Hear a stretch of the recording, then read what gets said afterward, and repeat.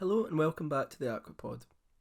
This week, in the lead up to the Olympic Games, we caught up with 3 practitioners who will be joining the swimming squad of Team GB out in Paris. They are Neil Shanks, Aid Campbell and Jonathan Twynham.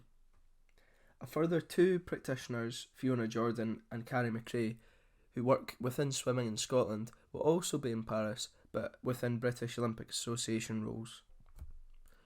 There are countless other practitioners who work in aquatic sport on a day-to-day basis throughout Scotland, and we hope that this podcast gives you a little bit of context into some of that work that goes on. But this podcast will focus on the 3 that will be out in Paris this summer. Without further ado, let's hear from Neil, JT and Aid. And so I'm delighted to be joined on the Aquapod by Neil Shanks, Senior Physical Preparation Coach, Aid Campbell, the Senior Performance Physiologist, and John Twynham, the Lead Physiotherapist for swimming, all at the Scottish Institute of Sport. So delighted to have you on. How are you all doing? Yeah, thanks Charlie. Very good. All good man, thanks for having us on. Awesome. So I guess we'll just start with finding out a little bit about what you do, maybe just a sort of brief overview. If you want to start, Shanks. Yeah, you want me to kick off? Yeah, so as you said, Senior Physical Prep Coach with the Institute for swimming. I've been in that job for 9 years now, and the the remit kind of covers ensuring that the delivery for physical prep across the whole network for all the Institute's swimmers is met, and that they get the right support in whichever area that they kind of live in. So yeah, all the work that we carry out is in the gym, and we try and align the work within the work that they're doing in the pool as well. So that's kind of the job. Awesome. My turn. Yeah.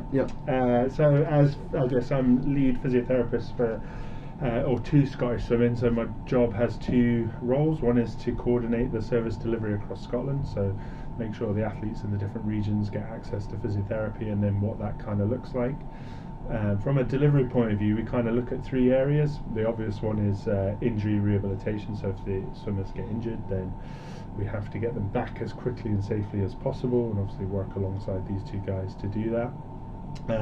The second one then is injury prevention. So we look at some of the key competencies, again linking quite heavily with Neil, make sure that they've got those to help reduce the risk of injury. And then the third one is we look at sort of performance enhancement, so more the technical side of it, which is probably a bigger part of the job within swimming, where we're trying to optimize performance, looking at body position or strength or whatever it might be, to help get into better positions in the water, or utilize underwater kick is a good example that we've done a lot of work with.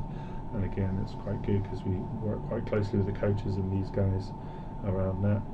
Or if the physiology side, yeah, I guess I have two parts of the job. So the first part is same as Shanks and JT, so lead and coordinate the delivery of physiology services across the centres, the 4 centres and the junior programme. So that's with 2 other staff, Mike McKenna and Murray Sheath. They work in some of the other centres. And then kind of more on a day-to-day basis, it's the delivery of like physiology and analysis, I guess, with more performance science and out-and-out physiology into the Sterling programme with Steve Brad and these 2 and the other support staff. So you've all kind of touched on that a little bit, but what does that kind of look like on maybe a day-to-day basis in terms of coming into Stirling, for example? What does a day look like for all of you in terms of supporting the athletes? I think I guess it might differ for each of us. Like I'll do a good 2 days in the pool here. So let's say on a Monday, for example, or a Thursday, there's normally a catch up with the coaches. There might be a technical session in the morning, or for example this morning we're just doing a little bit of monitoring on Katie just to see where she is. Be a couple of meetings in the middle of the day, and then the afternoon sessions are probably more of a technical session around the camera system, especially with the Olympic lot that are here. So there'll be some key things that the swimmers or the coaches want to see. So we'll record that, film it back, and tag any of the key metrics that we're interested in. So it varies a little bit, I guess, from my side, depending on the season, whether it's about the analysis side or whether it's just about a training and recovery side. So that changes sort of depending on what part of the season you're in and what we're sort of leading into as well. Yeah, I guess the beginning of the season is just a lot more say for Sterling, Steve and Brad will kind of like outline and run the training programs, so they'll be a bit more around feedback if there's any key sets or any of the monitoring sets that they might do and what HIV looks like. And I guess at the beginning of the season it's a lot more around the base training, and then as we go closer into racing there's a lot more around race metrics and more of the technical side of the sport, I guess. Yeah, I guess I clinically, kind of hands-on wise, work more here in Stirling. I do a little bit in Edinburgh as well, but typically a day for me, I come in quite early and do a pre-pool session with the swimmers on a Thursday is a good example.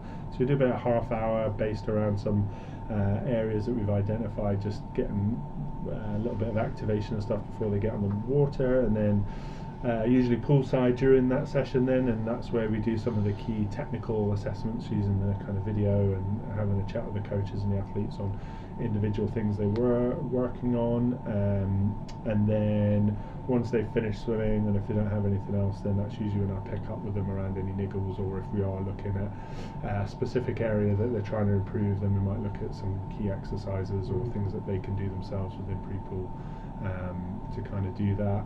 And again, a lot of that's linked towards their kind of personal goals and development, or whether that's technical or physical for the season. So it's kind of mapped out and usually led by the coaches and the athletes around that. And again, it kind of heavily involves linking with Neil and looking at what they're doing on the land, and just finding the little bits that we can tweak out of it. And obviously working in swimming, it's going to be different to a lot of the other sports that you will have worked in different types of injuries that you see. How does that kind of differ in terms of the sort of work that you're doing? Yeah, I think like it's a good contrast. I was working a lot in rugby. I was working with the Scottish rugby before I came here, and they were dealing with a lot of reactive stuff, so a lot of acute injuries from matches or contact, that nature of it. Whereas this side of it is we have less of that, so it allows us to try and get ahead of the curve a bit more. And again, it's really more focused on that technical development, so it requires like a different way of thinking about it. You're looking at what you see in front of you and you're trying to reverse engineer it to go, well, if we want to get better at this, what are the components of that, and what can I influence, or what can we influence physically or technically around that, and then try and put some strategies in place to change it, and then remeasure whether that's a performance metric like speed in the water or strength to see if we've improved that, or sometimes it's just feedback from the athlete going, that feels a lot better and that's a lot more comfortable. So yeah, it's having that problem solving approach at looking at each individual in front of you and trying to sort of break it down into its separate components and build it up from that. So it's quite a nice challenge. Quite an interesting one, but ultimately people are the same. So their muscles, their joints, they behave in a similar way. It's just the sport brings out a different stress within it. Well put. I think our days probably start around the same time. As JT mentioned, that he leads in the pre-pool twice a week, and then I do the other sessions, which is around the kind of key sites of reducing injury risk.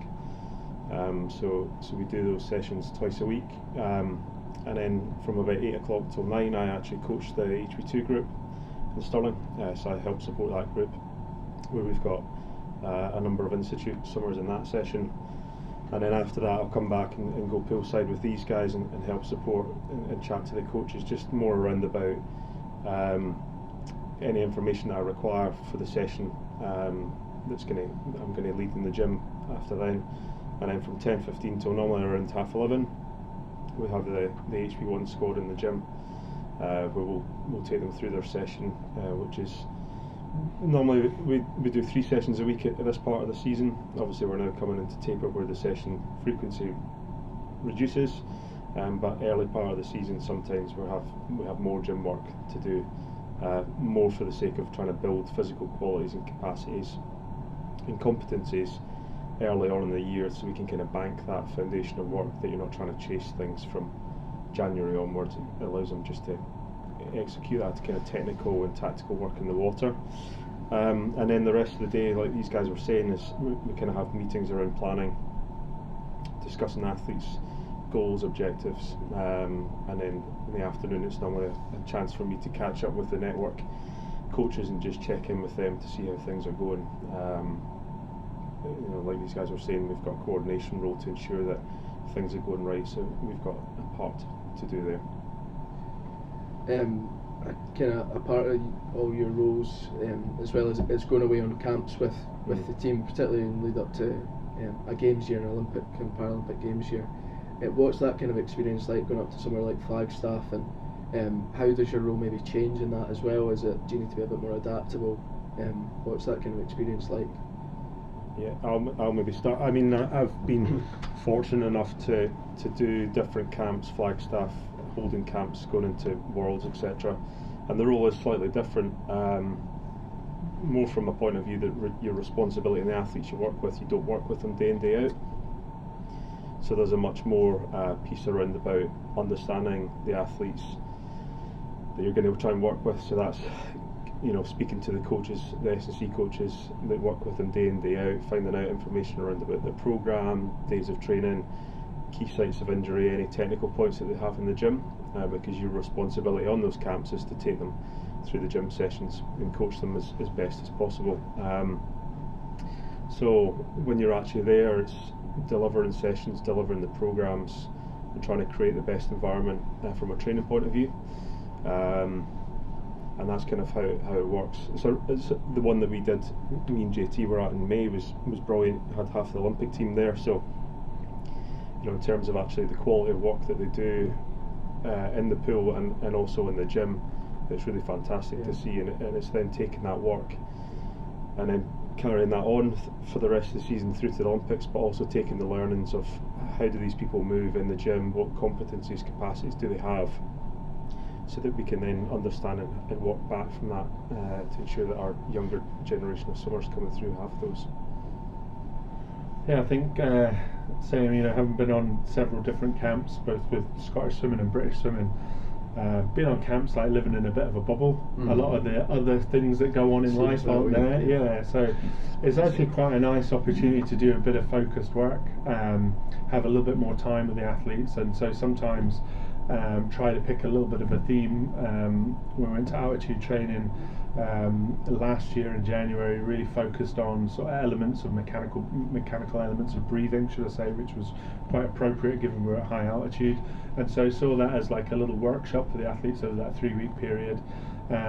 It's an opportunity to work with different athletes, whether that's within the Scottish programme, some that we don't get to have contact with, or with the British athletes. So when it comes to things like Commonwealth Games or Olympic Games, we have familiarity with those athletes, which helps the working environment, and again an opportunity to learn from them, because they do things differently or want things different. So it's quite a good opportunity to develop and try other things out, working with some different coaches, test your adaptability, which I think is a key attribute that we need, is to you kind of want to do things a certain way, but not everybody responds to that, so you need to make sure you're kind of playing the audience. So working in these environments helps that. And as I said, it's just like a nice opportunity to have a little bit more focused one-to-one time without some of the distractions that we have. But then equally that kind of makes it quite intensive, so it's good to do it for short periods. Yeah, I'd echo that. It's like the one-to-one. It's the big difference, I guess, versus, say, the pool side. So I guess from kind of my role, whether it be me or Michael McKenna on some of the Scottish swimming altitude camps, probably the first 5-7 days is mostly about the acclimatisation to altitude, especially for those who are, I guess, newer to altitude. Those who've been quite a few times, they're quite seasoned, they know what they're doing, and we're just tracking daily numbers like HIV and well-being in the mornings, just to make sure that everyone is doing all right, and feed that back to the coaches. A little bit of jet lag monitoring if they're going to, say, Flagstaff, less so, well, not really important for the guys that go into Sierra Nevada or Andorra with Edinburgh. And then it kind of, there's a bit of a shift around less of the physiological monitoring and then more onto the technical side, and kind of where JT was talking about, working more one-to-one with the swimmers. You actually have a lot of time to then just sit and work with what is, for example, a Duncan one, or if a different swimmer like a Tom Dean did a whole bunch of stuff with him in the January or October camp around what him and his coach wanted. I think it's that time that you have where there's no institute kind of like almost business to attend to. Yeah. You're away and you are just 100% into swimming, and it gives you a really good time to kind of look at swimmers and also have more conversations with coaches and the other support staff, and you get into a lot more about what we want to do with them and how things work and don't work, which you probably lose just like the way a standard day at home goes. Yeah, I guess it's building the relationships as well, isn't it, with coaches, with you guys and the athletes, a big part of that kind of. Yeah, and the easiest way to do it is to spend more time with the people. And like these guys have said, that when you're on camp, you've got so much more time. You don't have nursery pickups to do and dinner to cook and all these little things that. And as Aid was saying, other parts of your job, you've got a lot more time to devote to those things. Yeah, I think outside of our individual work, our job is to create the right environment for the athletes to excel in. They're the ones that have to go out there and perform. Having the right tone, the right approach, the adaptability, and the ability to work with different people is really, really important. Like I said, that's applicable then to a Commonwealth Games or a different competition. Olympic Games is a good example, World Championships, whatever it might be, a junior event. And so it's important that we have that skill set to be adaptable, to read the room, to work with different coaches, different athletes, because when you do the same thing day in, day out, it can become quite safe and quite comfortable. So putting yourself into unique situations where you're outside of your comfort zone is important, and helps you kind of develop and grow a little bit. Yeah, it's nice that you touched on that kind of international competitions. You all have experiences of being there. What are those like, and how challenging can it be being in that kind of environment where it is just that kind of level higher than your sort of day-to-day work? Yeah, I think it's quite an apt question just now as we're a week away from travel to the Olympic Games. I think first of all it's really exciting, and I think from my perspective it's a real privilege to be involved in those events, both with Team Scotland and with Team GB. You kind of need to stick your head up a little bit and take it in. I think the challenges are the pressures there, particularly from the coaches and the athletes, because that's the sort of spotlights on them to perform, and they're under a lot of pressure. And so a lot of our job is to help keep that kind of steady and keep calm and try not to get swept up in that too much. And again, the more exposure we get to that, the ability we can have to do it and influence that environment within the games to keep it a professional but focused and not getting too caught up in the emotion of it. But worked with these guys a long time, so it's hard to sort of not be, have a little bit of an emotional attachment. But it's just the little things that then are a little bit more on the radar, and the pressure that comes with that. From my perspective, we're trying to get to a place where we're not trying to be too busy at games, because if we're busy, then we're either doing something wrong or we're getting a little bit stressed. So again, it's being purposeful in what we're doing, and also try and get the athletes take a little bit of responsibility, so that they're quite resilient and robust in what they're doing and their sort of workings day to day. So it's again helping to influence that. I guess we have my remit changes quite substantially come competition time. I go very much away from physiology and purely to analysis. So I'll run with Ollie Logan or Michael McKenna, or depending on where we are, Murray or the ESA lot, race analysis. So one of us will sit at the back of the stands and film everything, and then it goes, we put the information through a race analysis system, and then that's fed back to coaches who then filter it to the athletes. So I guess it's a lot more objective of here's the numbers about your race and how does this relate to your race plan, and then there's a discussion predominantly more with coach and athlete, myself or Michael or Murray or Ollie, whoever it is, might be a point person with the coach, but it's a lot more about what was the plan, what was the execution, and then what can be developed for the next round, whether it's a semi-final or a final or a final through to the next bit. And that probably takes a lot more of the main day-to-day stuff, and it does shift quite drastically away from all the little bits to just what's the pure numbers, and how does the race plan go for. It doesn't really matter who's in the team either, because we've got so much information on people and the foreigners that we can kind of say, okay, for Duncan it's this, for Akira it's that, and each of the coaches then are very good to help filter that information for what they want. Yeah, what I was going to say is, we've been really fortunate. 2 Commonwealth Games have been, Worlds and Europeans and the Olympics before, but I think that we're really fortunate to be able to do what we do, travel the world and see, the highest performance of sport. When we go to the Olympics, for example, my first role is in the kind of prep camp. Yeah. So as JT said, we leave on next Wednesday. We'll deliver gym sessions for the guys in the taper period. So that's just around, coaching them and creating the right environment in the gym.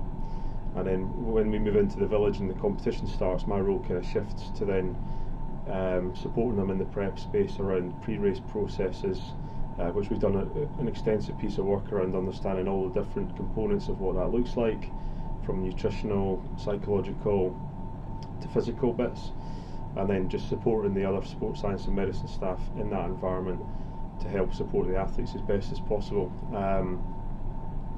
And that's across the 8 days, so you're there first thing in the morning setting the space up, then you'll leave when the heats are finished, and then you're back in the evening. So the days can be long, but I think that it's around managing your energy, managing emotions. As JT was saying, that there's pressure on the athletes and coaches. From our point of view, there's really minimal, if none at all. And I think for us it's around flattening the waves, staying quite emotionally stable, but at the same time you've got emotional investment because you've spent a lot of time with people, seeing them perform really, really well. You want to get on that as well and find that. I think it's just great to be able to go to these places and see these, see the Olympics. I think it's amazing. I think it's just an incredible opportunity. Not everybody, even in performance sports, gets to do that. A really small number of people do it. I think it's just cherishing the moment and being able to soak it all in. Because I've been to competitions before where I've probably not taken it all in. Yeah. And on reflection, I'm like, I probably now need to. You never know when your last games is going to be. So really, you just got to take that in. Yeah, I guess it's easy to kind of get caught up in what you're actually doing as opposed to you're at an Olympic Games and it's the whole world are kind of watching. Yeah, and I think there's a balance between that of like getting caught up of trying to get athletes autographs or something like that, and you're getting distracted away from doing your job. I think that we've all been there, and I think it's understanding that you're there for a reason as well. Everybody in this room is, highly skilled. They've been around for a long period of time, and they're there because their skill sets are trusted and they're really good at their jobs. It's knowing that you're there for that reason, because you're the best at your job. Is there any moments that stand out to you from the previous Olympic Games you've been at, or Commonwealth Games that have been a highlight? I guess just either in seeing it or part of your work that you thought that was an amazing thing to be part of or experience? I think it's funny for me to say as an English person, but being part of Team Scotland, I think it's quite a special thing because it's more, I guess, intimate with the people you directly work with, and you kind of get to know them quite a lot. And the 2 Commonwealth Games I've been involved in have been pretty good. I think the few highlights in Tokyo were certainly Kathleen winning her gold medal in the relay, not only because that was the first time that they'd had the mixed medley relay, but the fact that they won the gold medal, broke the world record, was pretty special. And I think that context, being able to be there to watch it was quite good. But they're the kind of little cherry on the cake. There's a lot of work goes into a lot of them, and sometimes the margins that they miss out on are very small, and they're difficult too. So I think it's, like you said, trying to keep it all in perspective and keep focused on the bigger picture. But it's pretty special being involved in some of those things.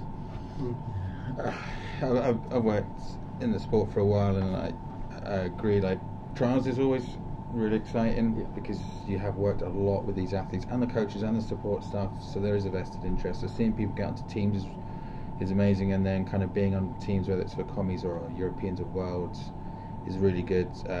Like Kathleen at Europeans 20 21. Yeah. Where that swim had to be done twice. Again, that was great, and I think all the systems of staff around her and Steve at the time worked really well, and it was a nice kind of like proof that we were all in the right place and our jobs worked well for that. 2014 as well, like that was my first Commie Games, and that first day one, Hannah winning, and then Ross winning as well, and you kind of knew with Ross he was on the verge of something special from training. I think that's the nice intimacy where you work with someone and you know something good's coming, and then when it happens, it's perfect. I think it's hard, and it'd be unfair to try and pick one moment, but I think these guys have spoken about a couple of different swims. I always remember the first night in the Gold Coast and just walking out onto the kind of the up into the stands and just being able to watch the actual swimming under the lights, and I always thought, I was like, this is incredible. It's cool. It was just so cool, and I think just hearing the crowd, and whether it was in Birmingham, in Japan last year, when you go out and just you're part of the stand and you're able to watch any of the swimming, I just think it's such a great opportunity, and I think that in Paris it's going to be electric.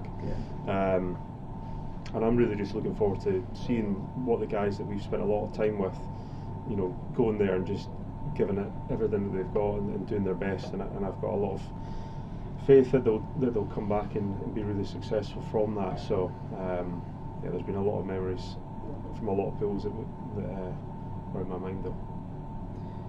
I guess just lastly, before we kind of wrap up, quite often you hear about sort of the relationship between a coach and an athlete, and that's the kind of team that people maybe think of, but actually you guys are almost the team behind the team doing that sort of work in the background. How important do you think that is to the overall kind of result and the overall team, having you guys there and being part of that? Probably asking the wrong people. I think integral, to be honest. I think that if you spoke to the coaches and athletes, I think that the relationships we've had with them and the part we play around day-to-day work in, attending competitions, training camps, we spend probably as much time with these guys here as we do with members of our family at home. So and it's been many more years than we have been, but we've developed a lot of relationships of trust, and I think that I've worked with these guys for a long period of time as well, so we definitely have that as well. But I definitely think that the team, how fortunate we have been to work kind of full-time day in day out in this environment, it certainly creates those relationships, allows you to be more integrated within the planning, the day-to-day working, the conversations that you can have with the coaches and athletes, because ultimately that's kind of what it comes down to at the end of the day. I agree. I think trust is one of the biggest things that we need. Like, the coaches need to trust us, or be able to trust us, and we have to build that over time. And sometimes, particularly from my perspective, we're not always delivering good news, or we might have to change things, and that's not necessarily what the coaches want to do. But if we have that trust there, then they know that whilst that's a hard thing, then we're doing the right thing, and hopefully the outcome will be good. And I think we do all contribute to that environment, and I think the evidence of that is during like a Commonwealth Games in that performance space where they're saying it's a very calm and focused and helps the athletes perform, and a lot of that energy and sort of mindset comes from the support staff, where we're behaving in a certain way, and that helps set the tone. And I think again, coaches are very focused on what they're doing in their job, and I'd like to think part of our job is to help support them, and we've spent a lot of time with them over the years, so you do get to know each other quite well. And from their perspective, it's they want to know that we're invested in the program as well. So spending time within the sport and creating that, because it's the people that create the environment really. Once we get that, then we can influence it how we might need to, whether that's decision making or policies and procedures that we're trying to implement. Once we've got that trust and that kind of rapport, then it makes it a lot easier, and it's such an important element that you can't miss out the people element of it. Once we've got that, then hopefully it's a positive thing, and the fact that we've all been around for so long hopefully reflects that. Yeah, of course. That we've not been punted out yet. That they think we're all right. We'll see. Yeah. Steve Tigg always talks about trust, alignment, and autonomy. I guess between coaches and swimmers, coaches and staff, and I think we have that across a lot of the centres because the staff have been in a long time, coaches have been there a long time, and I think I do think that rolls through, and across Scottish Swimming and the Institute and the various centres, there is a big vested interest to move things forwards, and we're really lucky up here that we can put a lot of support into the sport. There's other sports up here that don't get as much support. Down south they don't get as much support, so I think that side of it, we're really fortunate to get the amount of time that we do, and I think whether we're too old or not, we've been here a long time. Like that actually breeds, we know the coaches and the athletes quite personally as well, so that's a big help. Nice one. I think it's quite a good place to end it on. So I appreciate your time again, guys, and hopefully it goes as smoothly as possible. The lead up to the games and in Paris as well, and we see some really good results from our athletes. Cheers. Thanks, Charlie. Thanks very much, Thank you Charlie. very much.